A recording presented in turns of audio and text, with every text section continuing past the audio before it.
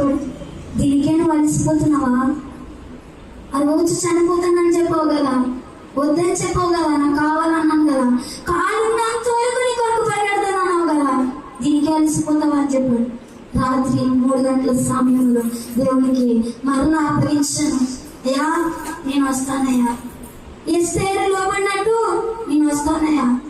దిబోరాను నింపుకున్నట్టు నన్ను నింపుకోయా. యవనస్తురాలా, రోజు నీ జీవితాన్ని దేవుడికి అప్పగించు. నా జీవితాన్ని నిలబెట్టాడు. నా తల్లిదండ్రులకు లోబడ్డాను. దేవుడి మాటకి విధేయతరాలై ఉన్నాను.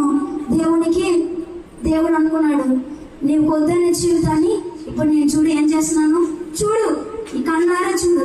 చనిపోతే నువ్వు నరకంలో ఉండేదానివి, కానీ నేను ఏర్పాటు చేసుకున్నాను, నీకోసం వచ్చాను. వెళ్ళు, యవనస్తులు ఉన్నారు, అందుకనేమో మీ అందరి కోసమేనేమో దేవుడు నన్ను పంపించి నేను రావాలో అనుకున్నాను.